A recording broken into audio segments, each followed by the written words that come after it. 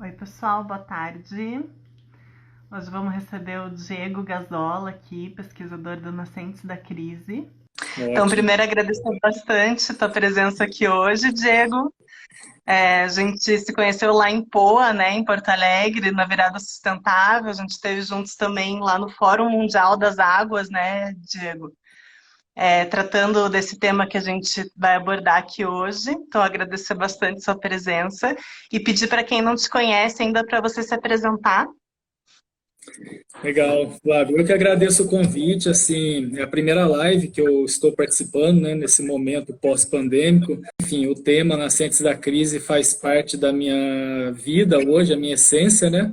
E vai ser muito bacana compartilhar aqui com vocês aí, interagir com o público, né? Acho que isso é a grande riqueza das lives, né? E depois esse material ficar disponível para a gente compartilhar para aquelas pessoas que não puderam participar aqui da live, né? Bem, nossa, tentar fazer um pitch de elevador, né? Até porque acho que o nosso papo aqui tem muitos meandros que a gente vai estar entrando, mas eu nasci em Varginha, né? No sul de Minas Gerais, 300 quilômetros, né? De São Paulo, Rio, Belo Horizonte, no meio do caminho. E sempre que eu me apresento, ninguém presta atenção no que eu vou falando, porque todo mundo pergunta, no caso é T de Varginha, né? E eu tenho uma relação muito grande ainda com a cidade, né? Assim, desenvolvo projetos por lá na área ambiental e convidei várias pessoas para estar participando aqui hoje. Então, a minha história com a Amazônia, né, prioritariamente, até a gente chegar especificamente no tema das águas, começou no ano de 2002, quando eu fiz uma viagem, né, para a Amazônia, a primeira vez. Eu comprei um bilhete de ida, né, no princípio para Belém, no Pará, e a partir dali explorei o Pará, o Maranhão, o Piauí e Ceará com questionamento do que era a Amazônia, né? Porque o que eu tinha aprendido nos livros de história, geografia, era que tinha um grande rio, que tinha uma população indígena, e não sabia muito mais que isso, confundia o que é Amazonas, o que é Amazônia, né? O bioma, o que é o estado. E foi uma grande descoberta. Produzi um filme na época e segui minha vida, né? Prioritariamente como repórter fotográfico. Então fui freelancer para grande mídia aí nacional, enfim, me identificava como fotógrafo. Quando 2 anos mais tarde, em 2004, eu tive contato com a editora Empresa das Artes, que faz guias de viagem, né?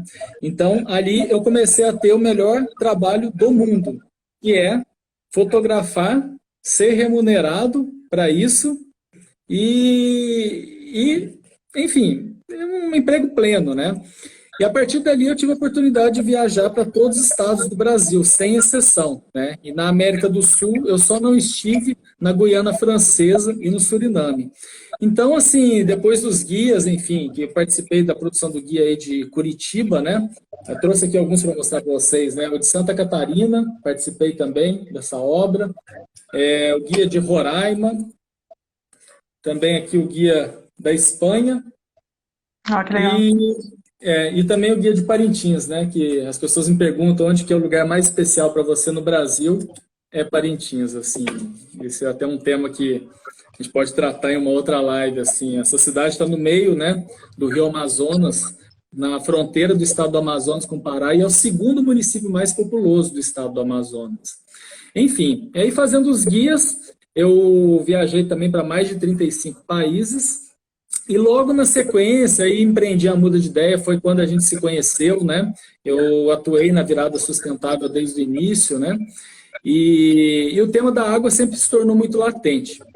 Agora, para mim, o momento que foi um marco na questão do Nascentes da Crise foi quando eu tive contato com o relatório O Futuro Climático da Amazônia, do pesquisador brasileiro, né, Antônio Donato Nobre, que para mim é a grande referência aí, né, porque ele traz a ciência de uma maneira bem lúdica, que qualquer pessoa compreende, e a partir dali eu comecei a perceber a relação de uma maneira mais forte que a Amazônia influencia na regulação do clima desse centro-sul da América do Sul, né, que é onde está a cidade de São Paulo, onde eu estou, em Curitiba, onde você está. Mas aí, Com sobre o certeza. nascente da crise, mais adiante eu vou detalhar sobre as etapas, né? E também para a gente trazer para o dia a dia das pessoas como que cada um pode ser parte da solução e não do problema. Maravilha, Diego. Então, só para contextualizar um pouquinho para as pessoas que estão aqui assistindo, A gente está realmente vivendo uma seca fora do normal aqui. Claro que a gente está num período que já é um período de seca, né, Diego, mas está além do normal. Então, dizem que é a maior seca desde os registros, né, desde que começaram a se fazer esses registros, é a maior seca já registrada. Desde o dia 7/5, a gente aqui no estado do Paraná saiu um decreto então foi decretada a crise hídrica no estado, né? E Curitiba e região metropolitana estão com racionamento de água, né? Então as pessoas estão vivenciando isso na prática, no seu dia a dia, tendo sua água, né, racionada. E daí, a gente sabe que isso tudo tem muito a ver com a questão ambiental, né, Diego? Então, a primeira pergunta que eu quero te fazer é qual é a relação entre a floresta e a chuva? Uhum. A água, ela é o grande motor da vida, né? Que a gente conhece aqui no planeta, né? Todas as formas de vida, até onde a gente conhece, depende da água, né? E os rios, a gente vê aí os rios desaguando no oceano, mas poucas vezes a gente para pensar de onde vem essa água no sistema fechado, né? Eu até vou sugerir para comentar um pouquinho sobre essa influência, né, que prioritariamente as pessoas têm dificuldade de associar, né, da Amazônia na regulação desse clima da América do Sul, utilizando esse mapa aqui atrás, que dá para explicar de maneira visual. Então, para quem estiver acompanhando, talvez no computador também quiser navegar pelo Google Maps, Google Earth, eu acho que vai ficar interessante aqui de mostrar para vocês. Então, assim, esse mapa do Brasil aqui, eu gosto muito dele, que eu utilizo muito ele no meu dia a dia, né, que eu faço marcações de lugares que são relevantes nas pesquisas, né, então cada cor tem uma simbologia. Mas trazendo de uma maneira bem direta, né, para uma pessoa que não tem tanto contato, assim, com a vivência em campo, né, esse relatório Futuro Climático da Amazônia, do pesquisador que eu mencionei, Antônio Donato Nobre, traz de uma maneira bem lúdica essa visão de que entre o Maranhão, onde também faz parte da Amazônia brasileira, e Macapá, no estado do Amapá, é como se fosse uma avenida de umidade, por uma questão técnica de diferença de pressão, tá? Circulação de Hadley, mas sem entrar em detalhes sobre isso, a Amazônia, as árvores, puxam a umidade do oceano. E essa umidade predominante na Amazônia, no dia a dia do caboclo, de quem vive na Amazônia, ela tem uma direção do nordeste para o sudoeste. Então, o que costuma dizer, até eu já vivenciei com caboclo navegando nos rios da Amazônia, que quando uma chuva vem do oeste, esconde que é temporal. Se ela vem do leste, é como se fosse uma pequena brisa que passa uma chuva passageira. Então, isso é bem interessante a gente observar nos mapas de satélite.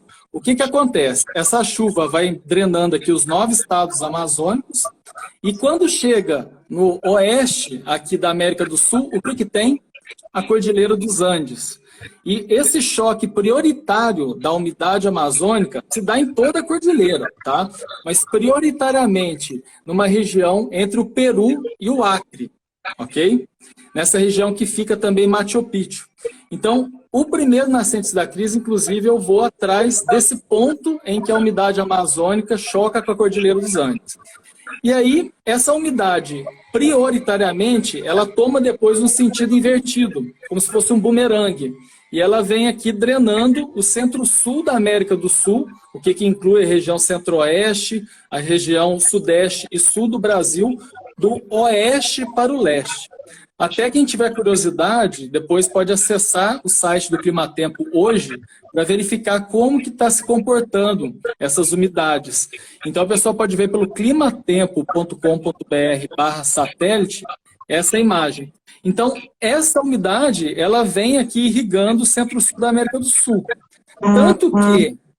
Tanto que, se fosse uma verdade absoluta que simplesmente uma frente fria traz a umidade, o sul aqui da Argentina, até a região de Buenos Aires, seria repleto de florestas, mas não é. Então, a única região do planeta, nessa latitude média aqui, que ainda não é deserto, que é considerado um quadrilátero de sorte, é, teoricamente, como diz o Antônio Donato Nobre, pesquisador do INPE, abaixo de Cuiabá até Buenos Aires, e de São Paulo e toda essa região ela ainda tem a umidade que vem da Amazônia. Se você observar do outro lado da Cordilheira dos Andes, é deserto, é o deserto do Atacama, está na mesma latitude de São Paulo, na mesma linha de São Paulo e também aqui do Rio de Janeiro.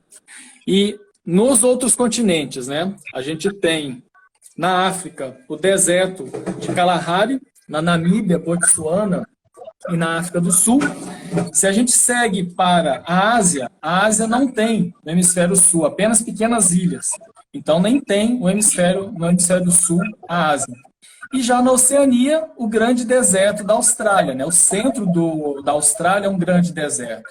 Então, a única região nessa latitude que ainda não é deserto, não é desertificado, sofrendo um processo de savanização, né? Que a Amazônia está sujeita, é esse quadrilátero de sorte nosso, né?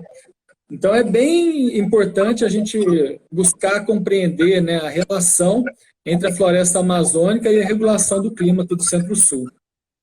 Muito importante, né, Diego? Então, toda essa questão dos rios voadores, como foi chamado, né, Diego? Então, essa umidade que sobe, você mostrou ali que faz a curva e vem para cá e abastece o regime de chuvas daqui. Acho que um grande exemplo disso foi, eu sei que você também pesquisou sobre, foi aquele dia onde São Paulo, com as queimadas da Amazônia, ele ficou completamente escuro, né? 4 horas da tarde ficou escuro. Você poderia comentar um pouquinho sobre isso? Sim, a gente fala que São Paulo ficou escuro porque a mídia, grande mídia brasileira, né, a maior parte da população está na cidade de São Paulo, foi muito notável, né? Mas toda essa região aqui, centro-sul do Brasil, escureceu principalmente naquele dia, né? Eu estava em Varginha, 300 quilômetros em linha reta de São Paulo, e lá também escureceu.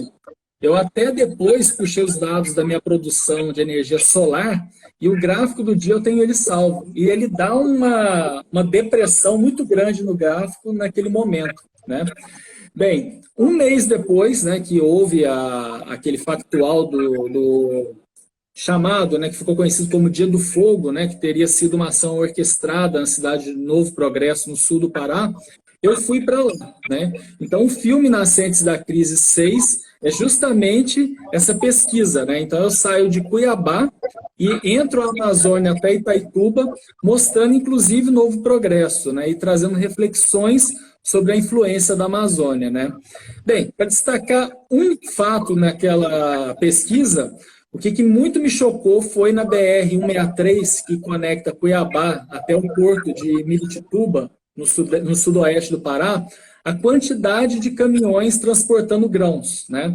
Assim, imaginem vocês os tremiões, né, aqueles caminhões duplos, com toneladas, cerca de 30 toneladas cada um, de soja, milho e algodão, prioritariamente. E são mais de 2.000 caminhões que fazem essa rota, assim, é um grande congestionamento, né? E o que isso tem a ver com a Amazônia, né? A gente está exportando água virtual. Então, toda essa área que originalmente era floresta no sul da Amazônia, ela está sendo gradualmente transformada em pastagens para gado e também para monoculturas, prioritariamente para monoculturas, tá? Que foi o que eu pude observar. Então, quanto mais a Amazônia ela tem sido devastada, essa umidade atravessa de maneira mais com anomalias, até chegar no centro-sul da América do Sul. Então, é muito importante a gente refletir, né, sobre essa nossa dependência de itens primários, né, e essa exportação que prioritariamente é para a produção de ração animal.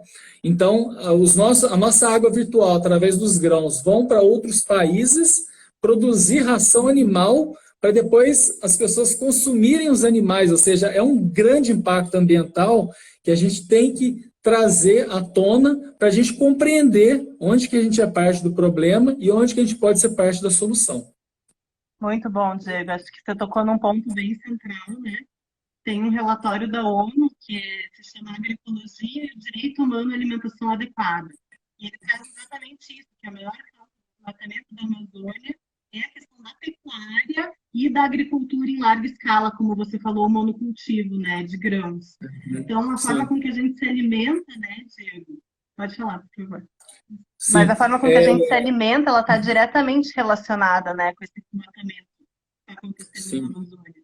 Então, a gente tem sim. impacto, né, nas nossas escolhas diárias, no nosso dia a dia, que são Uhum. também, e essas coisas que a gente está vivenciando como seca são consequência disso. Sim. Eu queria comentar, até se em paralelo você puder verificar se tem alguma pergunta, tem alguma questão que Uhum. as pessoas estão trazendo, mas aproveitar só voltando, que você me perguntou sobre os rios voadores, né? Eu acho que é importante trazer a informação de uma maneira lúdica para as pessoas entenderem como que foi, entre aspas, descoberto esse fenômeno, né? Porque é muito curioso. E isso também é abordado nesse mesmo relatório, tá? O futuro climático da Amazônia, esse relatório do pesquisador Antônio Uhum. Donato Nobre, é uma síntese de vários outros estudos. Então, ela é uma fonte segura que é fiel e muito interessante que qualquer pessoa pode compreender todo ele de ponta a ponta. Mas o que foi calculado é o seguinte, como eu mencionei da umidade amazônica que entra através de vapor nessa avenida virtual entre São Luís e Macapá, em que o centro é Belém, não é à toa que Belém é uma das cidades com maior índice pluviométrico do Brasil, porque ela está no centro dessa avenida de umidade. A quantidade de umidade que entra no sistema do bioma amazônico é maior do que a vazão do rio Amazonas. Então, o rio Amazonas, com uma vazão aí média de 200 metros cúbicos por segundo, que é um número, desculpa, falei o número errado aqui, mas de milhares, milhões de metros cúbicos de água por segundo, o que acontece? Eles começaram a pesquisar por onde que essa água estava chegando no oceano de novo. E aí, quando a gente chega abaixo dessa linha de Cuiabá, a gente observa que boa parte dessas águas que vai sair entre a Argentina e o Uruguai no Rio da Prata, na Bacia Platina, ela é originária desde a Amazônia. Então, como que pode explicar que a quantidade de umidade que entra é maior do que o que é a vazão do Rio Amazonas, se a gente está falando de um sistema fechado? Então, um pesquisador, né, o Gerard Moss, ele fez esse trabalho, né, sobre os rios voadores, percorrendo as nuvens, as umidades, coletando a amostra das águas e realizando essas pesquisas para mapear a origem daquela água. Então, assim, tem todo um estudo científico, não é apenas achismo, né? Assim, a ciência tem uma certa unanimidade nessa teoria, e por isso que a gente tem que compreender que a Amazônia, apesar de você pegar um avião em São Paulo, chegar em Manaus em 3 horas e meia, ela está presente no nosso dia a dia todos os dias. Verdade, Diego. Daí aqui a Edlin, ela me perguntou como que é o nome do estudo. É do Antônio Nobre, né? O Sim. estudo. E como que é o nome, Diego, do O relatório? futuro, o futuro climático da Amazônia. Se você colocar no Google, já vai aparecer ele, está disponível em vários idiomas. São cerca, se não me engano, umas 50 páginas e todo ilustrado. Também, assim, faço o convite para assistir os filmes do Nascentes da Crise, porque o filme 1, ele é todo balizado em cima do relatório Futuro Climático da Amazônia, né, pelo nascentesdacrise.com.br. Ótimo. Diego, então já puxando aqui, já que você falou do Nascentes da Crise, você poderia falar mais para a gente o que é o reality show e como que ele vem se desenvolvendo? Uhum. Como eu mencionei, assim, o Nascentes da Crise, né, o meu despertar para o projeto foi quando eu estava fazendo um projeto em 2014, vindo de Bogotá, na Colômbia, até o Rio de Janeiro, apresentando, através de um reality show para uma rede de TV colombiana, o trajeto para os colombianos que queriam chegar na Copa do Mundo do Brasil. Então, a gente está falando aí do mês de março de 2014. E quando eu atravessei de Cusco, no Peru, para Porto Maldonado, que também fica no Peru, um fica na Cordilheira dos Andes e a outra cidade fica na Amazônia peruana, me deu um estalo, porque assim como em 2002, que eu queria entender o que era a Amazônia, mas não tinha vivência, eu percebi que tem um ponto em que a Cordilheira dos Andes, que eu sempre estudei, se encontra com a Amazônia. Isso é mágico, né? Você sai das florestas úmidas, né, que é o que eu apresento no filme 1, que eu saio desde o Acre, vou para o Peru, da floresta com chuva e chego nos picos nevados em 3 horas por estrada. Então é algo muito fascinante, assim. E aquilo me despertou para buscar compreender, né, aquele bioma. E aí foi quando que em agosto do mesmo ano, né, em 2014, durante aquela crise hídrica que assolou São Paulo, né, que potencialmente a gente vai repetir de uma maneira mais dura, é o que está acontecendo agora na região metropolitana aí de Curitiba, né? Em São Paulo foi 2014. O Antônio Donato Nobre ele lançou esse relatório. Então eu fui a campo justamente para poder trazer para as pessoas de uma maneira lúdica, audiovisual, interagindo em tempo real pelas redes sociais, as minhas experiências vivenciais. Então, assim nasceu Nascentes da Crise, né? Por isso é um reality show. É um reality show de mudanças climáticas, sobre mudanças climáticas, né? E aí tem, cada filme é uma região diferente, né? Que a gente pode também explorar aqui todas elas, né? E desde que ano que foi isso? O Nascentes Foi da Crise, 2002 que foi a primeira vez que você falou, né? 2002. Nascentes da Crise, o 1, a viagem foi em 2015. Então, desde então, assim, o primeiro Nascentes da Crise, depois em 2016 eu fui para Montevidéu, então eu apresento as ilhas, né, a foz do Rio da Prata, né? Uma curiosidade, olha, as águas que passam na cidade de São Paulo, aqui do lado de casa, elas vão desaguar no Oceano Atlântico entre Buenos Aires e Montevidéu, né? As águas que nascem aqui, até para quem é mais específico aqui em São Paulo, né, próximo da Avenida Paulista, né, o Ribeirão Saracura, ele vira a Avenida 9 de Julho e vai encontrar com o Rio Tietê. É muito curioso, assim, para mim a questão de águas e rios tornou algo intrínseco na minha vida, né? Assim, até a ponto de questionamentos sobre o nome do Rio Solimões no Brasil, né? No mundo existe quase um consenso de que o Rio Amazonas começa no Peru, na cidade que chama Iquitos, que não é Quito, capital do Equador, Iquitos, e ali tem um encontro de dois rios. O Ucayali, que vem da região ali de Machu Picchu, do Peru, se encontra com o rio Maranhão. E ali é formado o rio Amazonas, né? Só naquele ponto, daquele encontro daquelas duas águas, o volume de água naquele ponto já é maior que já é o quinto maior rio do planeta, antes mesmo de entrar no Brasil. Então a gente tem depois essa nomenclatura, quando atravessa a fronteira do Brasil em Tabatinga, né, na fronteira Brasil, Tabatinga, Colômbia, Letícia e Santa Rosa, Peru, que se forma de novo agora um outro rio que é o Solimões, que ele vai virar Rio Amazonas só em frente a Manaus, no encontro com o Rio Negro. Então são questões muito curiosas que a gente tem assim para tratar sobre as águas, né? As águas de Curitiba que formam as cataratas do Iguaçu, né? Quando a gente fala cataratas do Iguaçu, é cataratas do Rio Iguaçu, que vem desde ali da região de Piraquara, né? Onde está a represa de Iraí, né? Onde que está sendo um retrato fiel dessa crise hídrica que está assolando o Paraná, que vai seguir fazendo a fronteira do Paraná com Santa Catarina, né? Até chegar na cidade de Foz do Iguaçu. Por isso que Foz do Iguaçu chama Foz, porque é a parte final do rio Iguaçu antes dele se tornar o Rio Paraná. Maravilha, Diego. Essa questão da represa que você trouxe realmente está sendo um grande retrato da crise hídrica que a gente está vivendo. Ela está muito baixa, está com menos de 20%, né, do seu volume normal. Então, ela está assim, realmente preocupante agora. Entrou, né, uma chuva, a gente veio até conversando durante a semana, né, Diego, entrou uma frente fria, uma chuva, e a gente espera que melhore um pouco a situação, né, hídrica aqui no Paraná. Assim, eu acredito que cada um pode ser parte do problema ou da solução, né?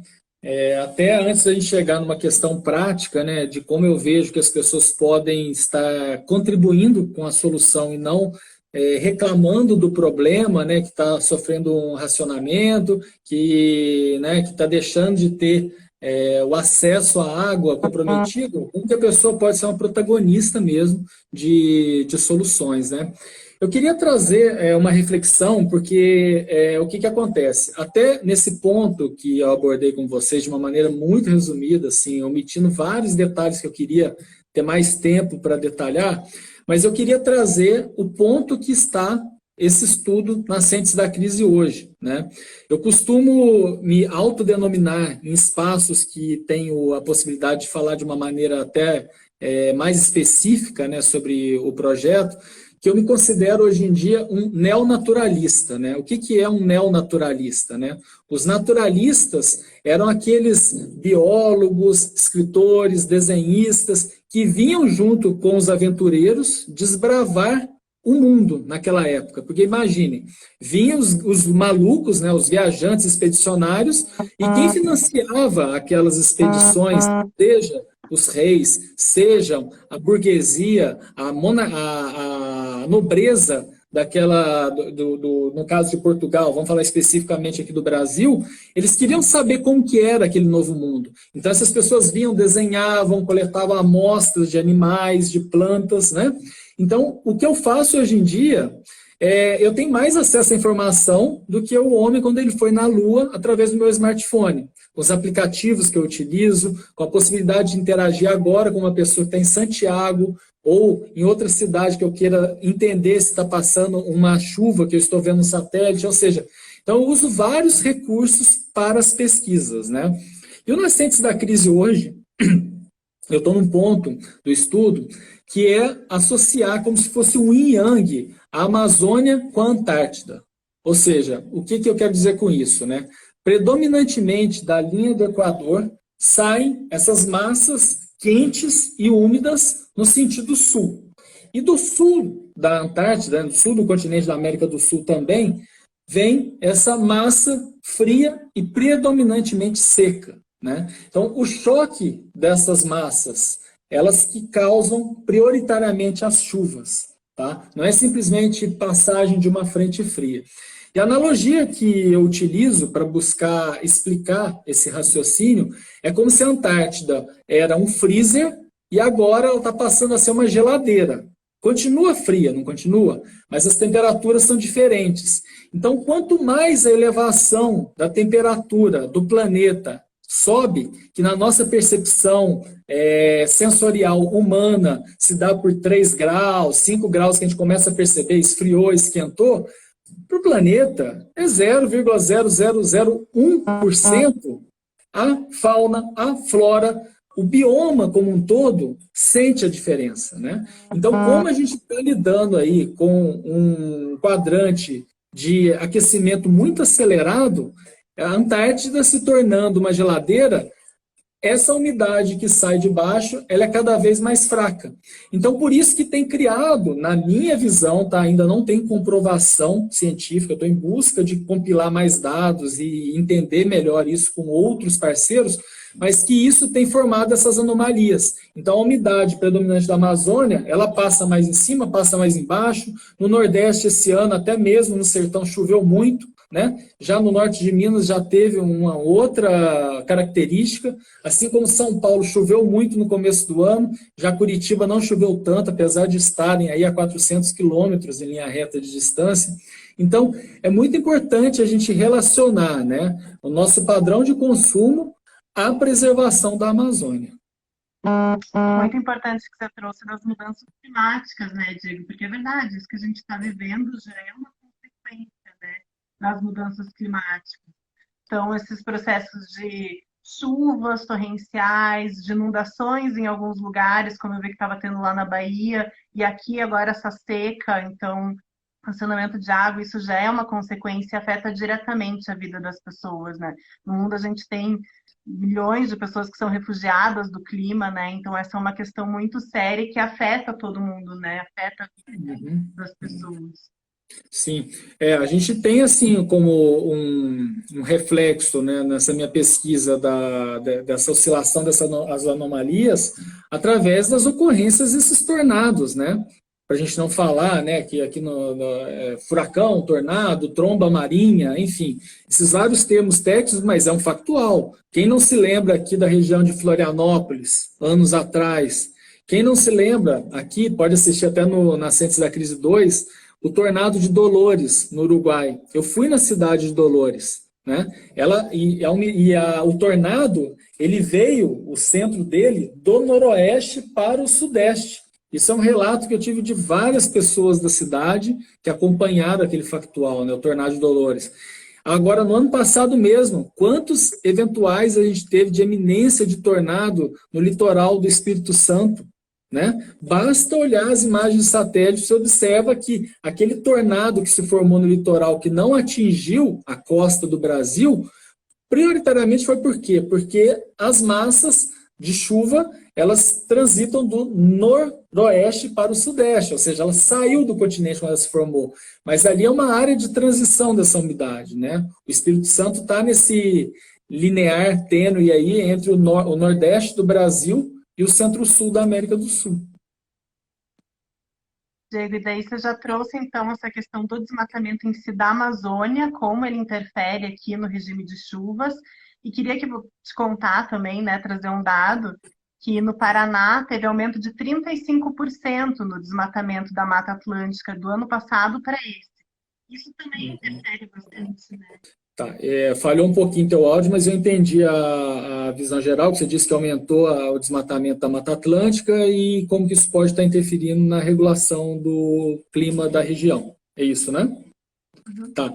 Assim, eu vou trazer um dado mais genérico, né? Assim, porque é uma maneira lúdica de a gente enxergar os serviços ambientais que são prestados pelas árvores, né? Segundo, vários estudos demonstram que uma árvore adulta na Amazônia, ela chega a bombear para a atmosfera, fazer essa troca gasosa, de mais de 1.000 litros de água por dia. Então, essa informação, quando a gente corta uma árvore, seja na Mata Atlântica, seja na Amazônia, a gente está deixando de ter trocas gasosas, que a gente pode trazer uma analogia urbana a um edifício. Então, um prédio de trocas gasosas, imagina um prédio de painéis fotovoltaicos de energia solar, mas trazendo uma analogia. E quando você tira e tem uma pastagem, por exemplo, para o gado, ou uma monocultura, né, que ela tem pouca amplitude de trocas gasosas, é como se a gente estivesse colocando uma placa solar no chão somente, né? Então, isso começa a interferir no microclima.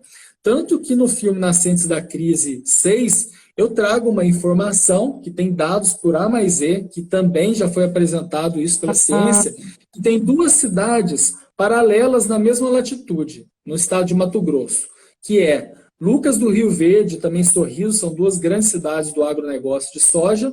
No meio entre elas, o Parque Indígena do Xingu e do outro lado a cidade de Querência. Tá? Querência também é uma cidade que está expandindo a produção de grãos. Mas ali não consegue ter duas safras anuais, só acontece uma. E do outro lado, em Lucas do Rio Verde e Sorriso, acontecem duas safras, tem a safra e a safrinha. Então, o que isso quer dizer? Que do lado mais próximo do complexo do bioma amazônico, ele consegue reter essa umidade mais que do outro lado com desmatamento, né? E estando na mesma latitude média no estado de Mato Grosso. Bem importante, né, Diego? Então a gente precisa preservar, né, Diego, as florestas, recuperar as matas ciliares das represas, dos rios, das nascentes, né, para a gente poder ter água. Muito importante. Agora, Diego, para a gente já ir dando umas dicas finais, nos encaminhando aqui para o final da nossa live, queria te perguntar dicas práticas que as pessoas podem contribuir no seu dia a dia e fazer parte da solução. Uhum. Começando por um tema que a gente já abordou um pouco aqui, né, a questão da pecuária, né, na Amazônia prioritariamente, né, assim, a questão aqui não é entrar num tema assim de toda a população do Brasil deve se tornar vegana, né, vegetariana no mínimo, né, mas se a gente tira a carne pelo menos um dia na semana, que tem até uma campanha muito ampla que é o Segunda Sem Carne, você já pode ficar mais tranquilo que você reduziu o seu consumo, né? Sem falar aqui da compactuação assim, do sofrimento animal, né? Sem entrar nessa questão, pensando simplesmente, né, na questão da carne em si. Então, acho que é uma questão muito prática, né, da gente fazer parte da solução. Hoje em dia também, com todo o poder que a gente tem nas mãos através de um celular, são centenas, dezenas, milhares de possibilidades aí de você estar se somando a movimentos já existentes, né? Porque muitas vezes quando a gente se vê diante de um dilema tão complexo, tão amplo que as mudanças climáticas, né? potencialmente a gente se sente paralisado, né? Paralisa, assim, eu não sei por onde começar. Então, antes de você pensar em causas próprias, que pode chegar nesse ponto, você ser um agente de transformação no seu bairro, na sua rua, na sua cidade, que você busque movimentos que você possa estar fazendo parte, né? Até deixo aqui uma plataforma que é muito eficiente para isso, está presente em todo o Brasil, que é a atados.com.br. Ali você pode encontrar diversos movimentos rolando que você pode se aderir e não vai deixar de assistir Netflix no final de semana, porque muitas vezes eu percebo que o voluntariado ambiental, as pessoas muitas vezes têm receio de começar a fazer algo e depois se sentir pressionadas a continuar aquele movimento. O ideal é que sim, mas o bacana desses movimentos é que você pode fazer uma ação pontual hoje e depois passar um tempo sem fazer ou buscar outros movimentos, né, em diferentes segmentos. Se você está tratando da questão da preservação, né, da fauna silvestre, se você está fazendo mutirão, literalmente plantio de árvore, né? E também tem outras questões, né? Porque plantar árvore é muito fácil, né? A gente vai lá, faz um plantio em 20 minutos, tira uma foto, publica. Só que o grande desafio é o acompanhamento, né? Muitas árvores se perdem quando não tem o cuidado do entorno, né? Então, ou seja, se você zela por aquela árvore que você plantou, se torna um guardião dela, é uma outra maneira de você plantar, literalmente, água, né? Assim como exigir dos governos municipais saneamento básico, né? Uma obra que fica embaixo aí das ruas, né? Se a gente nem percebe, por exemplo, no caso de São Paulo, tem mais de 400 corpos hídricos aqui, rios, riachos, a gente vai enxergar que está passando esgoto aqui, que a gente está sendo conivente com um problema? Porque basicamente como funciona no Brasil, né? As cidades que estão em uma altitude mais elevada, elas captam a água, seja do rio principal, seja dos afluentes, consome e excreta literalmente o efluente, o esgoto, né? E a cidade de baixo pega aquele efluente, pega aquele esgoto e disponibiliza para a população após o tratamento, que vai gerar o esgoto rio abaixo. Sem falar das indústrias, né? Ou seja, então é uma questão muito sistêmica. Se a gente for falar de uma cidade como Piraquara, ela está totalmente conectada com Curitiba, né, com Colombo, com todas as cidades aí na região metropolitana, até chegar efetivamente lá na Foz, no Rio da Prata, entre Buenos Aires e Montevidéu, né? Bem importante, né, Diego? Ó, o Nelson falou aqui sobre o cultivo da água, recuperação de micro por microbacias. Nascentes, conservação do solo, estradas readequadas, mata ciliar, uso e reuso da água. Acho que um outro ponto que você tocou, que é bem interessante, que dá para ver tanto na cidade de São Paulo quanto em Curitiba, é essa coisa de você tanto aterrar as nascentes, quanto você canalizar os rios, né, Diego? Então está acontecendo uma coisa muito triste também ali em Curitiba, que é eles estão canalizando o rio do Parque, ali, o rio Macaxiri. E nisso tiraram todo um mata ciliar, toda uma construção que a gente sabe que não é a forma adequada, né? Então, a maior parte dos rios de Curitiba também não tem a mata ciliar preservada e tudo isso interfere, né? Assim como essa super hipermeabilização do solo, né, Diego? Que assim não tem a recarga do aquífero, né? Isso tudo interfere, né? Totalmente. Muitas vezes, se você observar assim, com um olhar do urbanismo, as cidades brasileiras, em geral, onde tem lagos, e Curitiba é um belo exemplo, né, para a gente trazer essa reflexão, porque tem muitos parques, né, com água, mas essas águas, elas originalmente elas foram represadas para reter enchentes, né? Então, um exemplo prático aí em Curitiba, né, ao lado do Shopping Miller, né, a gente tem ali o passeio público. O passeio público tem um lago, não é simplesmente porque aquele lago ele é cênico, mas ele foi feito para que não inundasse o centro de Curitiba. Então, quando a gente começa a enxergar, né, esses caminhos das águas, né, porque, em geral, as nossas avenidas, as grandes cidades, aí, eu observo muito isso, por exemplo, em Cuiabá mesmo, recentemente eu estava observando, aqui em São Paulo, as grandes avenidas que ficam entre vales, ou seja, onde que alaga geralmente, você pode dar assim, 99% de certeza que tem um rio passando ali embaixo, ele está canalizado, né? Então, assim, o tema é fascinante, assim, tipo, na minha visão, quando eu olho para a geografia da América do Sul, aqueles grandes rios, eu enxergo como veias, né? Como veias, assim, viabilizando a vida, né? Em todo esse entorno, né? E muitas vezes eu me pego voltando no passado, enxergando os traçados originais dessas águas, né? Como que era esse convívio harmonioso, né? Muitos paulistanos vivos aí nadaram no Rio Tietê, nadaram no Rio Pinheiros, né? E hoje em dia, essa relação de que olha para um rio no grande núcleo urbano como é esgoto, né? Sem perceber que muitas vezes é a água que está chegando à tua torneira, né? Tratada ali que você está consumindo, né? Esse é um grande sonho também aqui em Curitiba, que a gente possa entrar no rio, né, Diego? Então, a gente tem vários rios na cidade, mas a pessoa precisa pegar um carro e se locomover para cidades aí em torno de Curitiba para poder, por exemplo, tomar um banho de rio, para poder ter acesso a uma água limpa. Que a gente possa tomar medidas cada vez mais, né, Diego, para tornar essa água de uso recreativo das pessoas, para ter uma conexão, né, das pessoas com a bacia hidrográfica, com os rios que estão ali próximos a ela, né?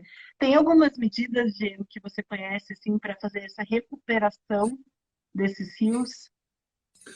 Olha, eu conheço várias referências, né, que algumas eu já participei, participo, outras eu pesquisei, mas algo que em Curitiba, até inclusive em dezembro de 2018, eu fiz um trajeto, eu estava em Curitiba na virada do ano passado, retrasado do ano passado, que pode ser uma experiência bem legal de implementar aí, de fazer, a gente combinar um dia para realmente essa tua rede, a minha rede que morar em Curitiba, para a gente vivenciar as águas de Curitiba de bicicleta, né? Muitas ciclovias trazem esse tipo de reflexão, né? Você vai transitando e começa a criar um mapa afetivo, né? O que tem de interessante no entorno das águas, né? Você trazer para as pessoas, né, no pós-pandemia prioritariamente, né?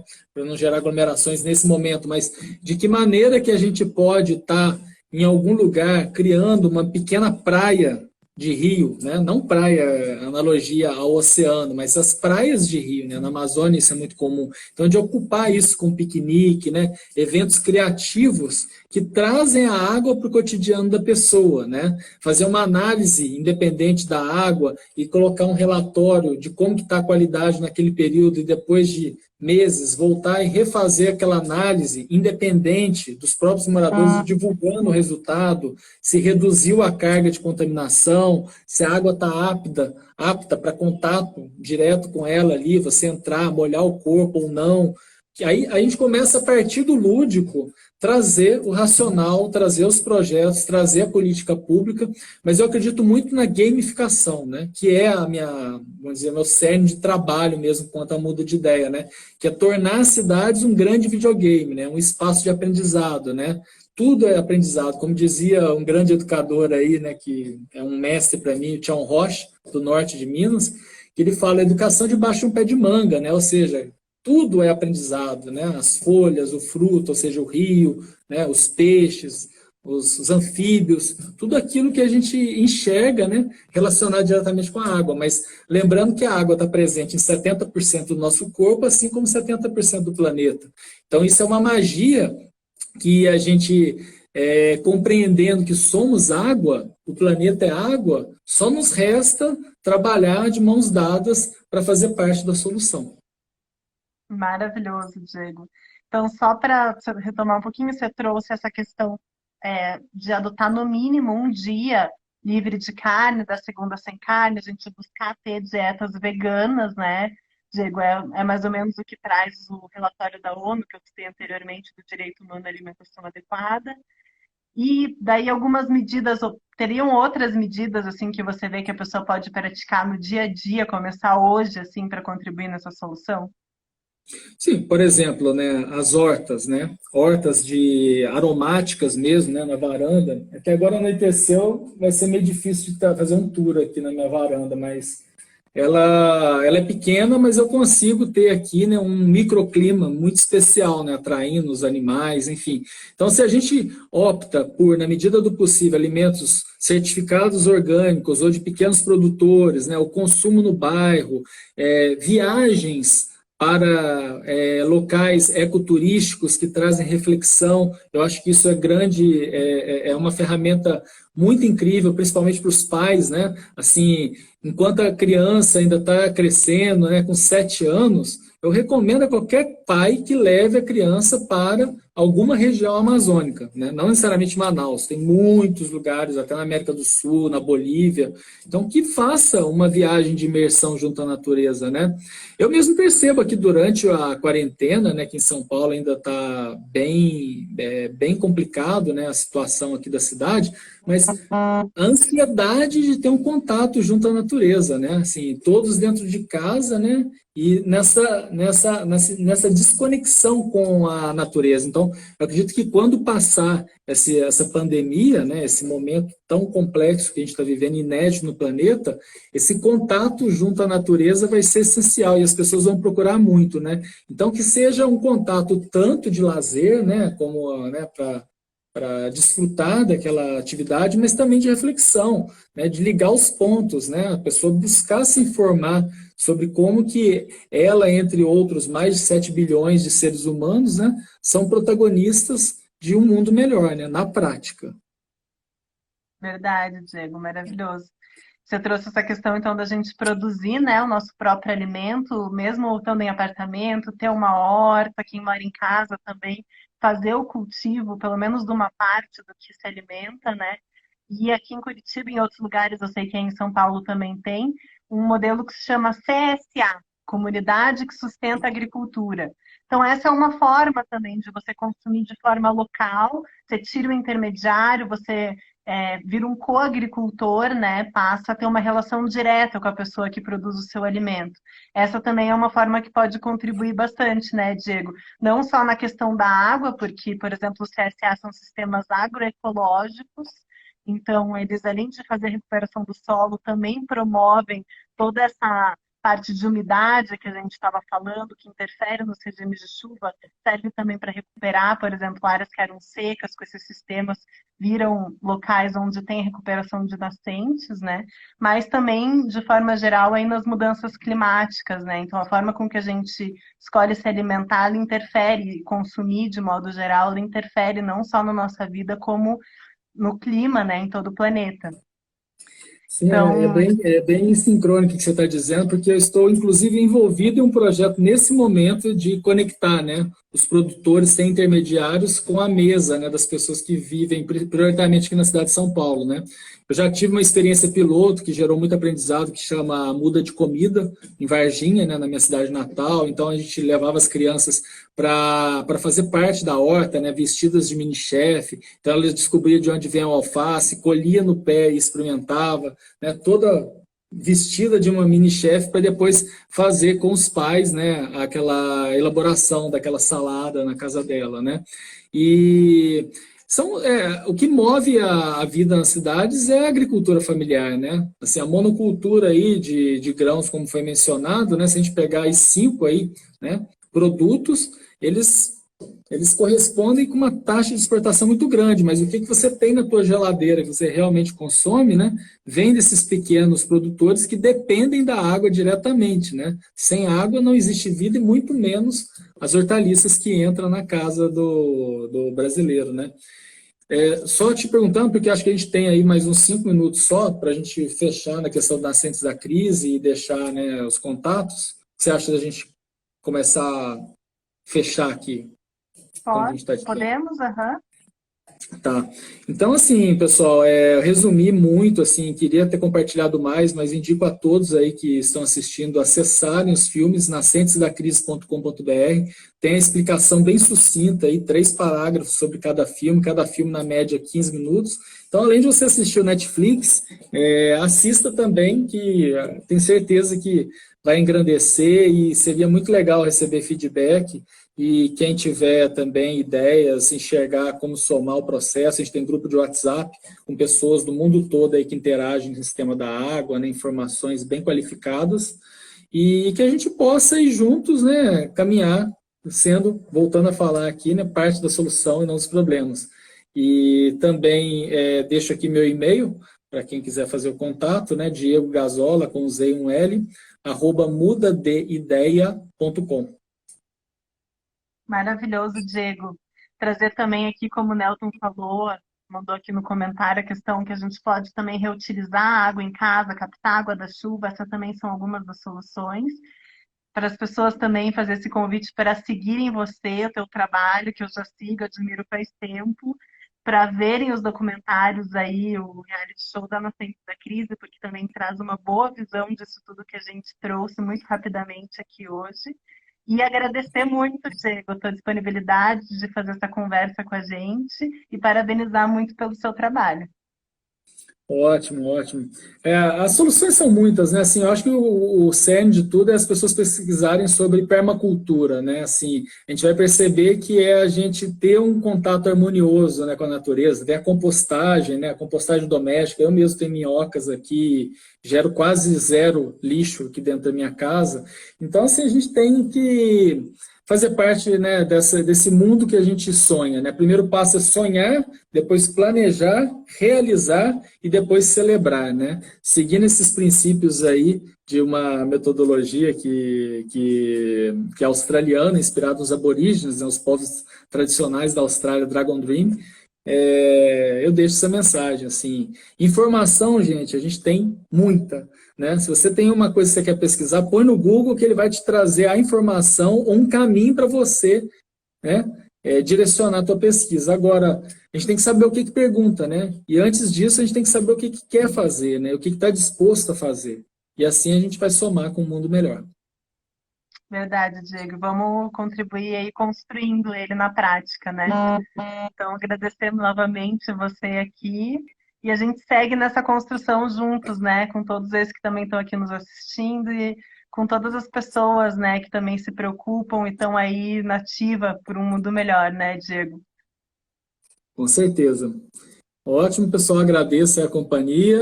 Depois a gente vai subir esse vídeo também para quem não teve a oportunidade de assistir, também para vocês poderem compartilhar. Obrigada, Diego. Um grande Valeu. abraço. Um abraço. Tchau, tchau.